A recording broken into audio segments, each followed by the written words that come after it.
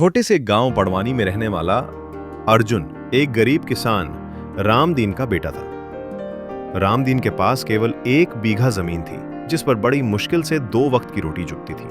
लेकिन अर्जुन के सपने आसमान से भी ऊंचे थे। मिट्टी में खेलते हुए वो हमेशा सोचता, क्या मैं भी कुछ बड़ा कर सकता हूं। गांव के स्कूल में पढ़ाई करता हुआ अर्जुन हर समय किताबों से चिपका रहता। जब उसके दोस्त खेलते वो पेड़ के नीचे बैठकर पढ़ाई करता।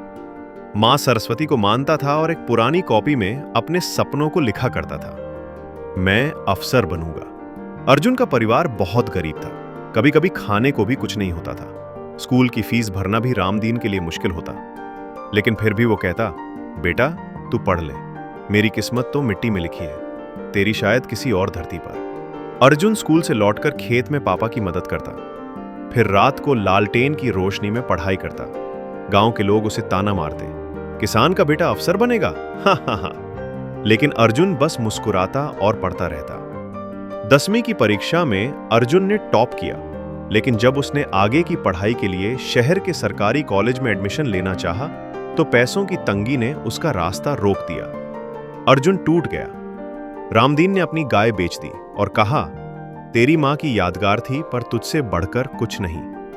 अर्जुन ने रोते हुए किताबों से फिर दोस्ती कर ली। उसने सीखा कि सपनों की राह आसान नहीं होती, लेकिन जो चलते हैं वे मंजिल पा ही लेते हैं। अर्जुन ने कड़ी मेहनत से यूपीएससी की तैयारी शुरू की। दिन रात एक कर दिया। एक बार असफल हुआ, फिर दूसरी बार, लेकिन हारा नहीं। तीसरी बार जब रिजल्ट आया तो पूरे गांव में ढोल बजा, अर्जुन अब अफसर बन गया है।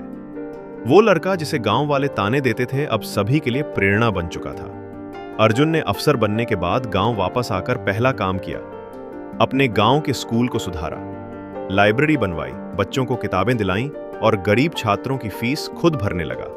वो कहता, मैं मिट्टी से निकला हूं, मुझे मिट्टी का कर्ज चुकाना है। रामदीन की आंखों में आंसू थे, पर वो आंसू गर्व के थे। अब उसका बेटा न केवल उसका बल्कि पूरे गांव का मान बन चुका था।